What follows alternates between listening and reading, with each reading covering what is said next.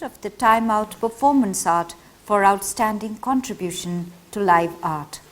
Artist Anne Bean's career path is in art critic Guy Brett's words, like following a continuous performance, a continuous response to the world, a magification of the world. Anne Bean received her early tutelage in art at the University of Cape Town in South Africa and subsequently moved to Reading University in England in the 70s. She came into the public eye as founding member of the irreverent pseudo-pop band Moody and the Menstruators, which explored the boundaries of art and music and soon garnered a cult following. She also collaborated with the Kipper Kids, known for their extravagantly experimental performances.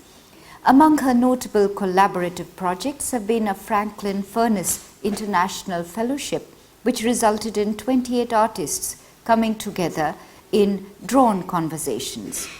Then a British Council Creative Collaborations Award called PAVES, which brought in women from England, Ireland, Scotland, Israel, Palestine, and Croatia to focus on how political contexts shape artistic work.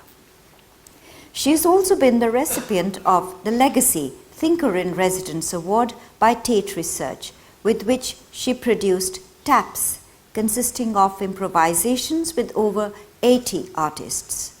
More recently, an ongoing work, a Transpective, was shown in Venice in 2013, and several of her drawings were showcased in the MIT Journal of Performance in Art in 2014. Ms. Bean's practice has been influenced by Joseph Beuys's concept of social sculpture. Her wide-ranging oeuvre incorporates slide projections, drawing, photography, video, and sound. Her materials could be just about anything, from honey and weather balloons to pyrotechnics, wind, and steam. Her solo and collaborative projects encompass static and time-based visual art, sound, and performance. Ms. Bean has presented her works extensively at art venues, festivals, and unique sites in Mexico, USA, Europe, Africa, and Japan. Last year alone, she held over 15 different shows of her works across Berlin, France, London, Essex, Leeds, New Zealand, and Finland. Chandigarh is honored to welcome you, ma'am.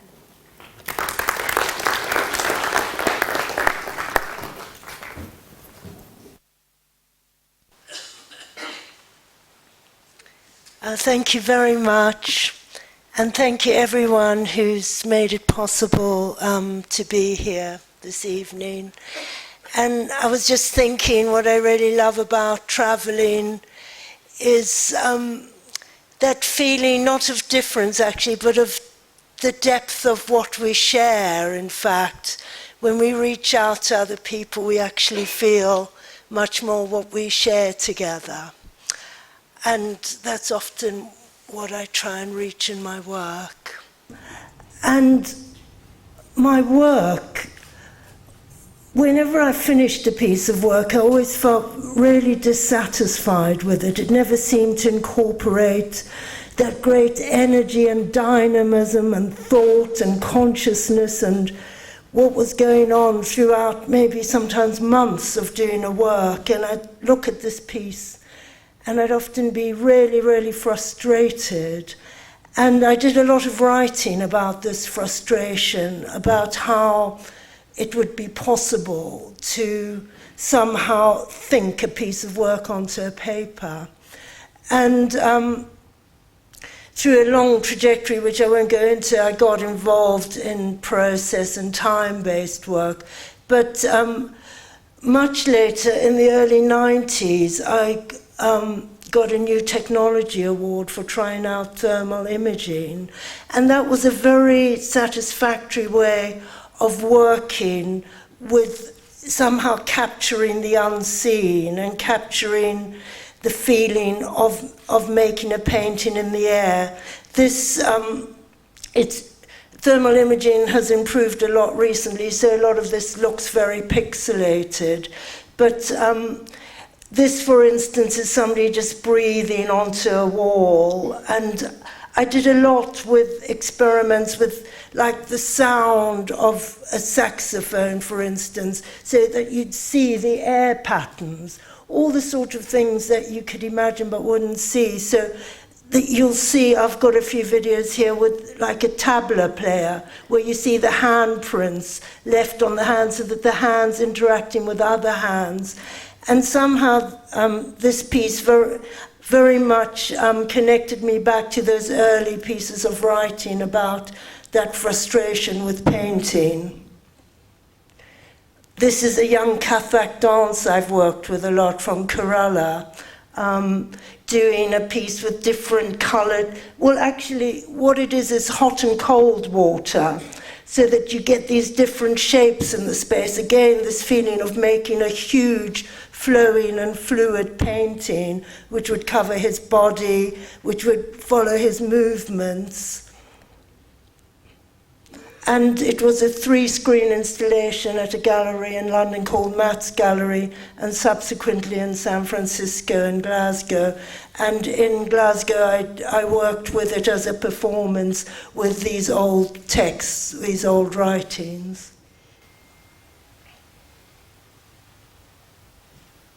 Oh, the sound is very bad on this, but it's... and you hear the sound of the hands.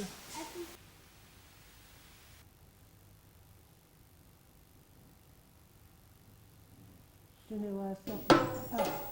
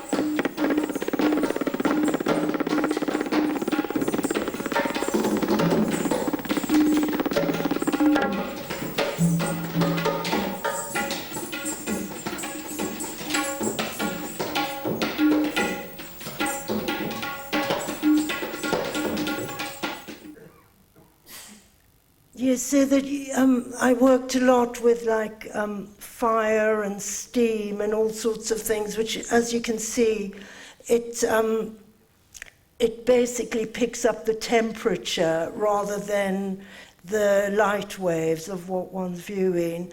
And there's just one more short video from this thermal imaging series, and this I showed in Glasgow, and I read out this writing about painting, and I did a live piece of work where they were filming me live with the thermal imaging, where I had this hot and cold water and just became part of this painting I was making.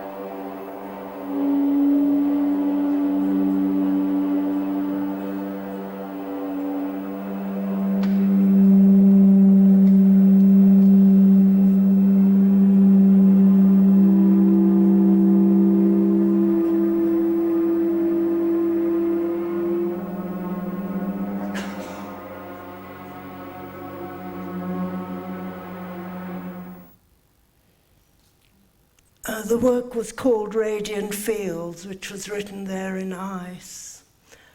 And I went on then, this was just half a second of a hot and a cold spout of water playing together, and the Contemporary Art Society did a commission where I made this half a second of 25 light boxes going round a space of the interaction between the hot and cold water. And again, playing with the idea of trying to capture something that is almost uncapturable. This was a year-long drawing, whereas trying to capture the movement of the sun and our planet in relation to the sun. And every time the sun shone in London, this is on our roof, I rushed out and drew around this globe of the world as a shadow on the drawing. And so each month I used a different colour to capture this shadow. So in the end there were these 12 different coloured shadows as a drawing piece, which was part of several works I did over a year long as process-based pieces. This next one was a year's worth of Vietnamese temple incense, which the long ones were a month and the small ones were a week. And I hung all this blue thread between, and slowly through the year they dropped on the ground and left these circles of ashes and these blue threads in between.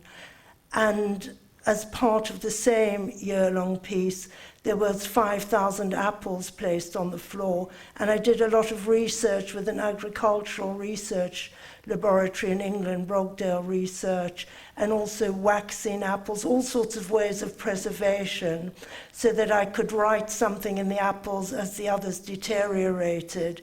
And here you can see the beginning of this. It's quite difficult to work out, but it was quite clear in the space. It's a piece of T.S. Eliot's writing, neither from nor towards. At the still point, there the dance is. And then slowly the other apples completely rotted away. And again, as part of this piece, I hung over 1 year 365 dresses, 7 each week, in this very beautiful abandoned garden where there was this hint of somebody else's life. Somebody had been squatting there. So there was a lot of just tiny fragments of clues of who it had been. And I was very interested in the way these dresses rotted into the landscape and just became part of it, and how all through the different seasons these dresses were perceived very differently, and in the pond and floating. So, and every week I took tours of people through as the dresses built up.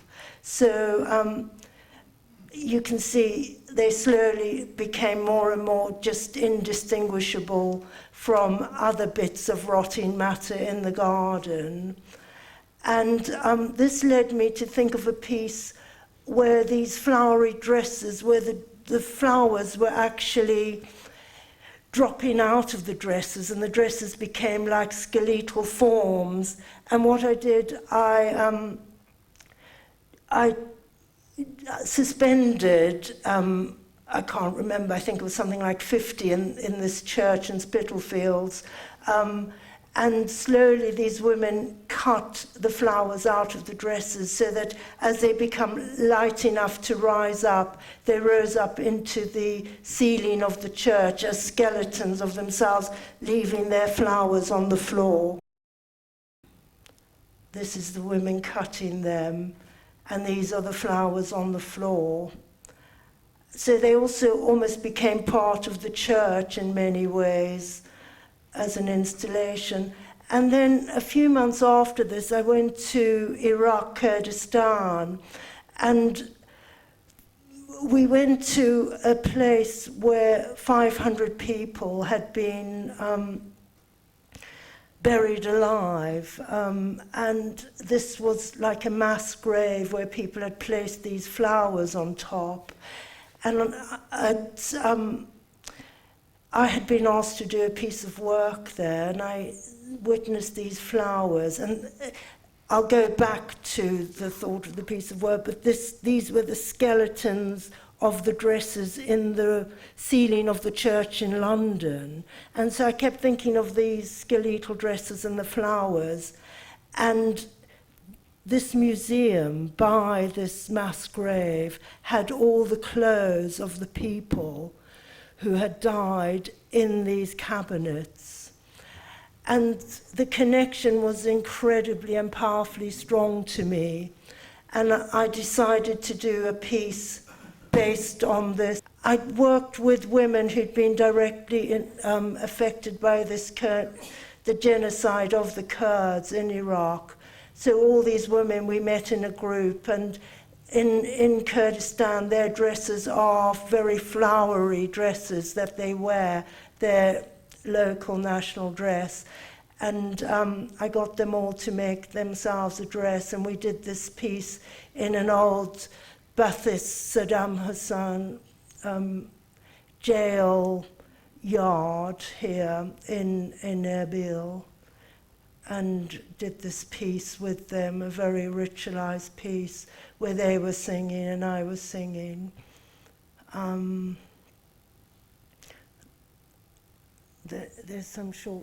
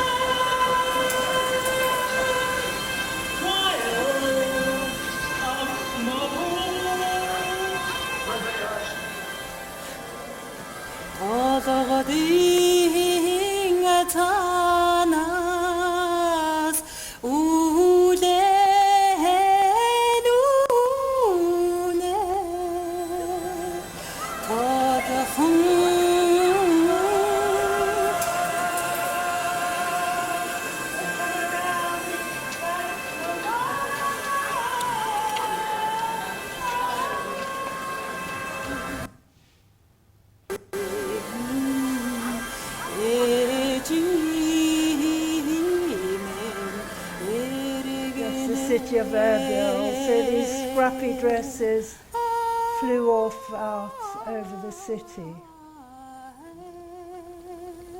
leaving the flowers on the floor. And what was very nice was after the piece was the first time we really laughed together, and it did feel like a huge release of tension, of thought, of sharing. And it became, for the first time, like we really shared another part of ourselves. And I mean, I couldn't hardly speak to them and them to me with the language difficulty, but somehow we'd shared something really significant.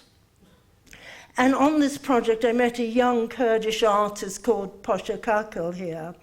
And that led me on to working with Posha, who was very, very interested in performance. And I said to her, I'm definitely going to find a way of working with you.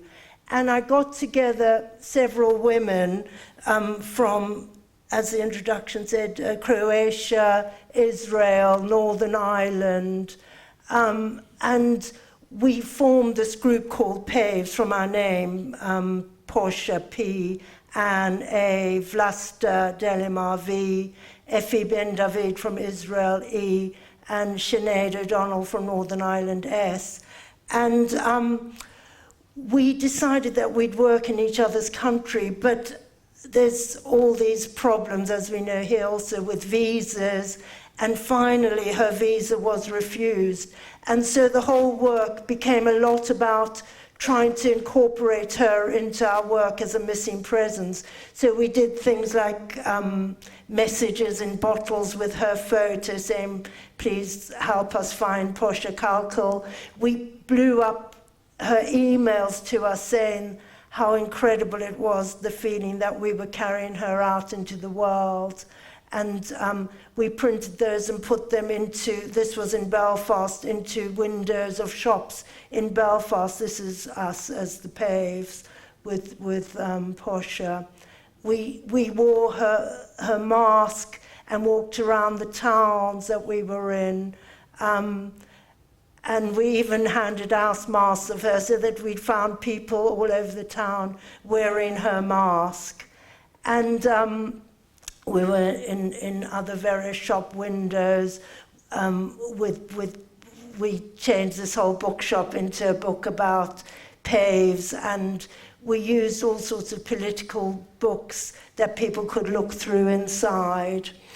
And also what we used a lot was Skype, and this was a piece she did wrapped in bandages at a burns hospital in Iraq, where women who had been burnt set alight because of various arranged marriage situations. She went and spoke to them, and at the same time Skyped these images through to us.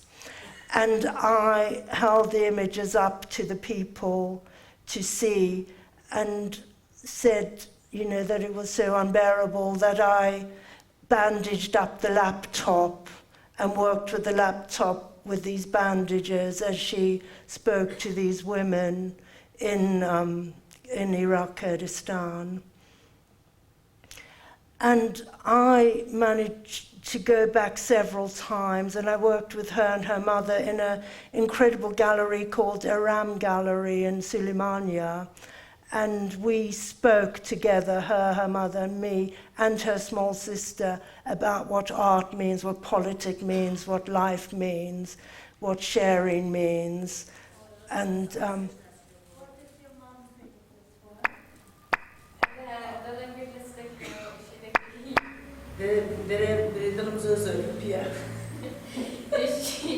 she's very happy. And does she like that you are working with paves?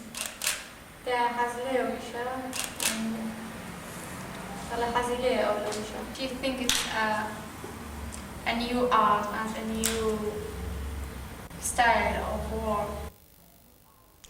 And then I went to Israel and did the same piece with Effie Ben David and her mother, and again speaking about what art meant to us and relating it.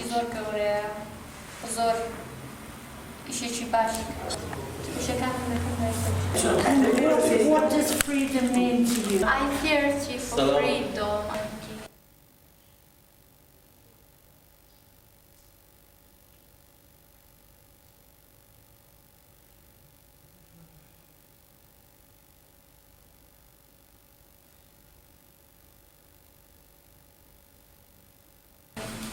I'm thirsty. I can hear your voice. I'm thirsty. I'm thirsty. I'm thirsty. I'm thirsty. Was that performance a dream or a thought, your thirsty performance? Only the shadow. I see the shadow of her. The shadow.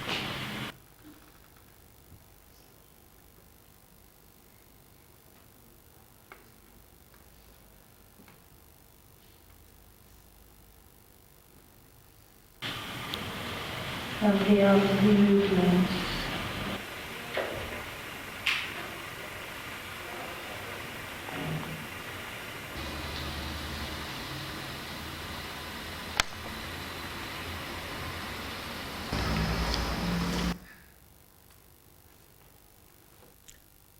So it was just very different ways of communicating across these countries between these 5 women, and it's an ongoing project. We're still working together and having ideas.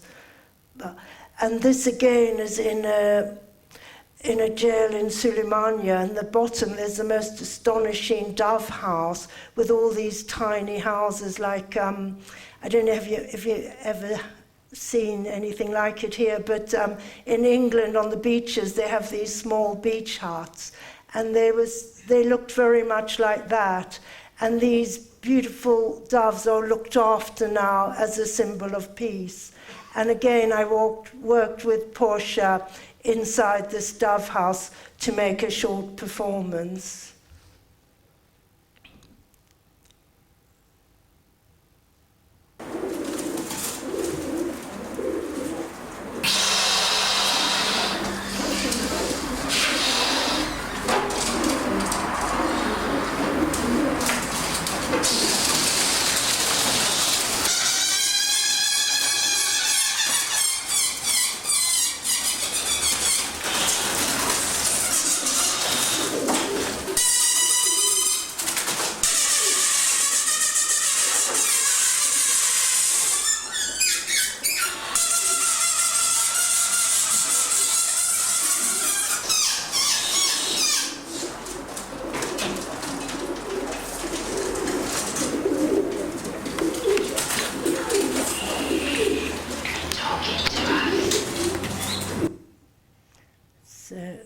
I said they're talking to us, and then we spoke a lot about the reason this dove house is there actually is that room was a room where a lot of torture had actually happened. So I think it's one of the most beautiful sculptural art pieces for peace that I've ever seen.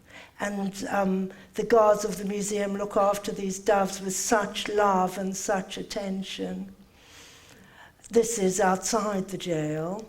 And I then went back to Suleimania with the sculptor Richard Wilson and a sound artist, Chris Gladwin, and we did a huge piece with like 50 students from Suleimania talking about their memory and their parents' memory of what this jail had been.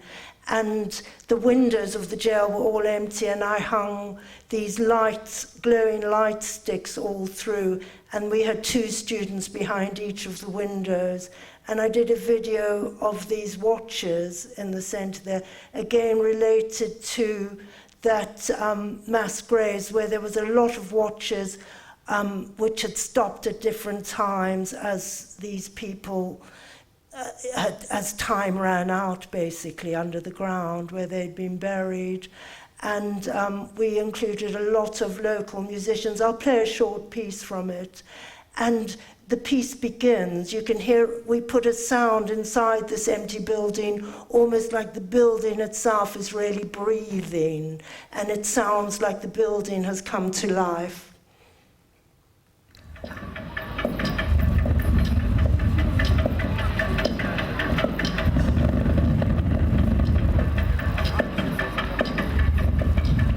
Those are the doves from below, and that's the breathing sound.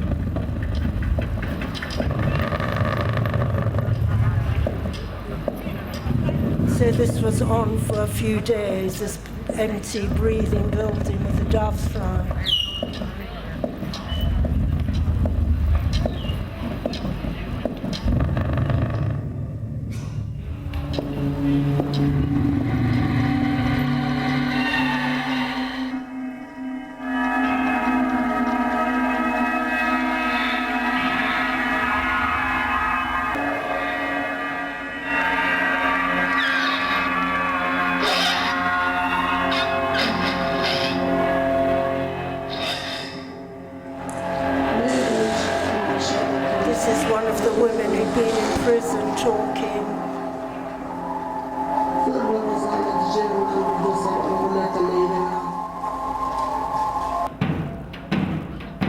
These are 2 local Kurdish drummers.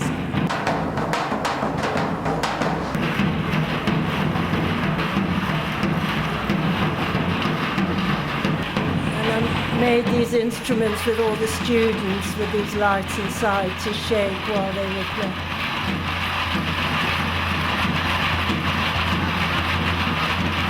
So the whole building was really animated with life and light. Mama really is not easier to cope with. Thinking about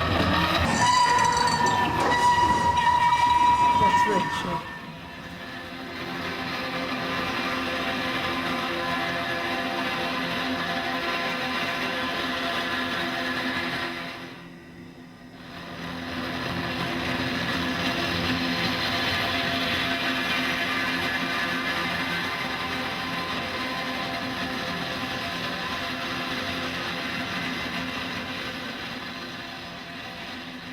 we threw all those light sticks into the audience so that they became part of the piece.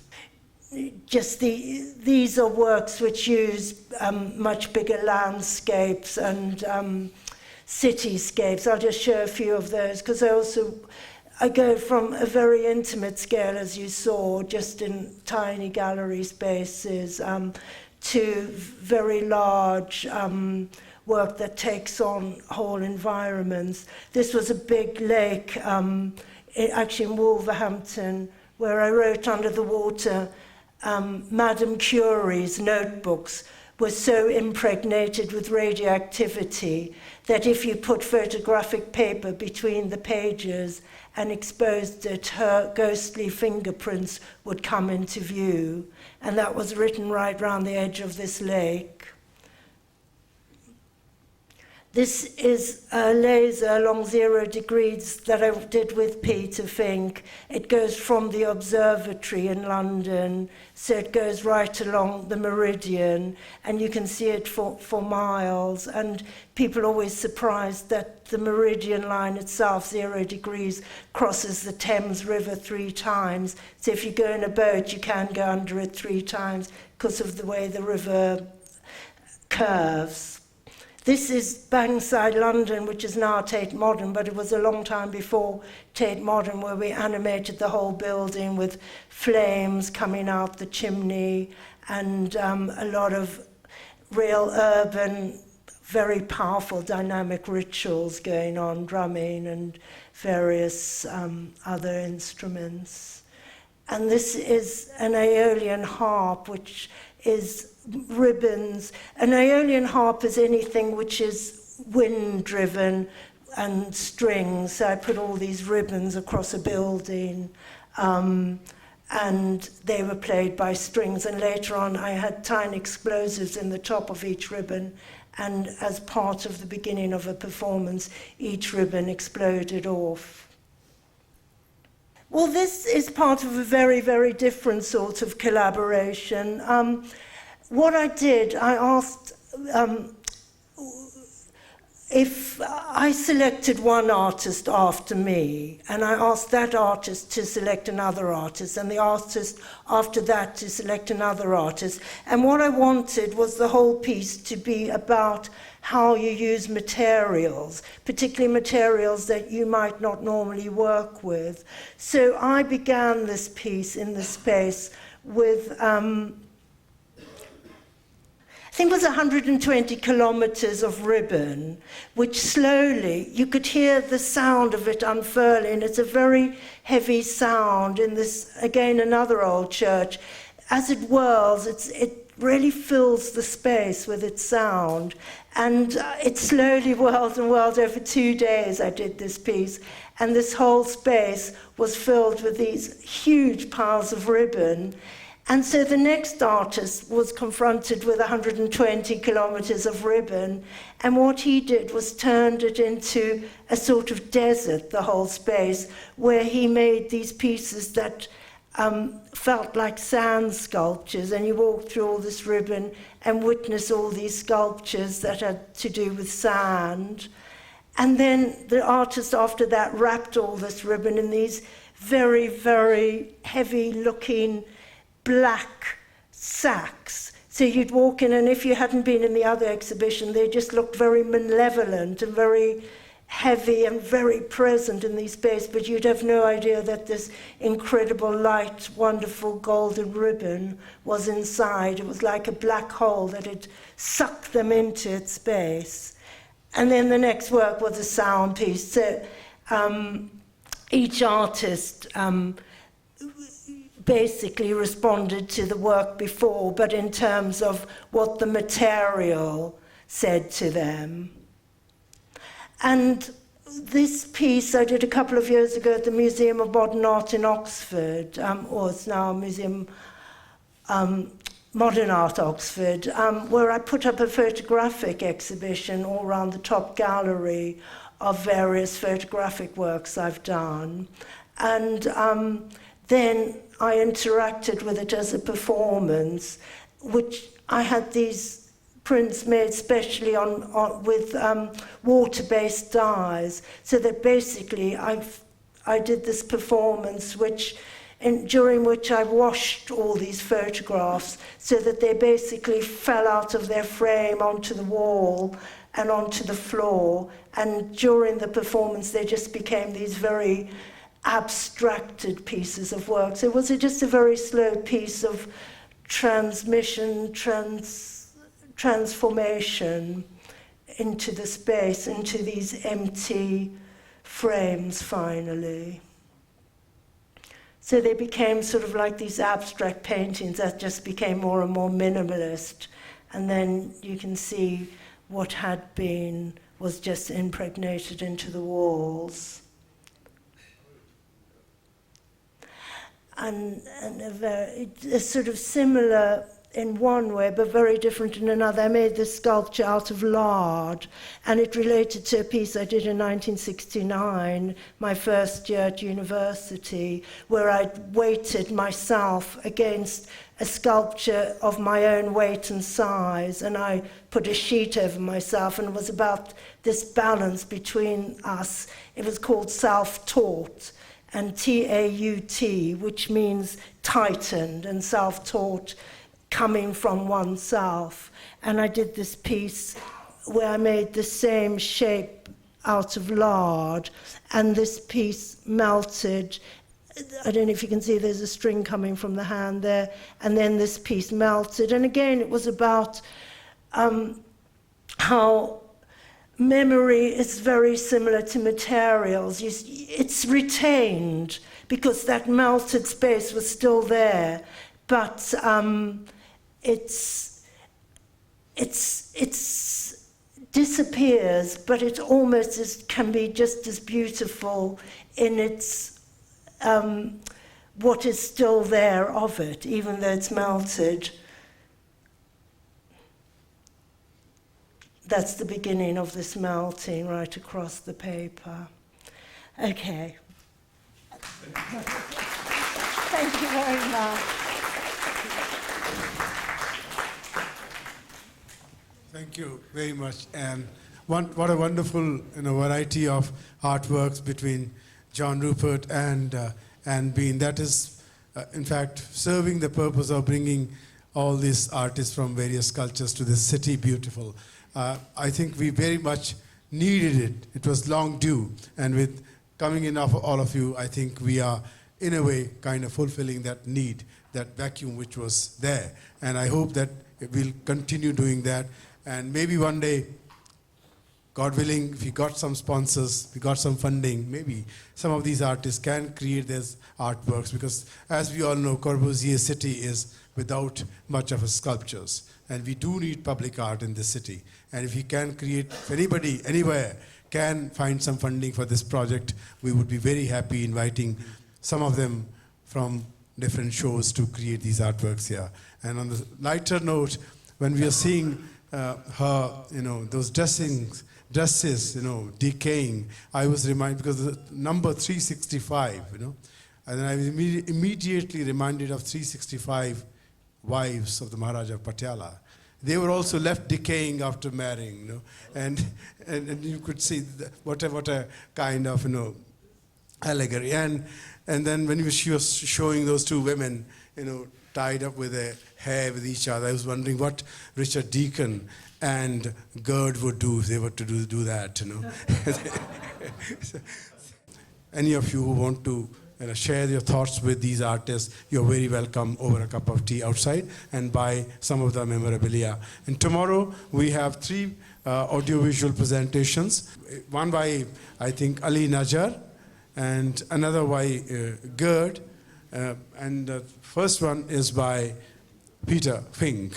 And you will find same kind of variety, much more to see, much more to share, and much more to take back home. And maybe some of these young artists can probably learn from the kind of size of the project, the hugeness of the projects which they have been doing, and also the sensitivity and the gentleness in that, which is all combined together. Thank you very much once again.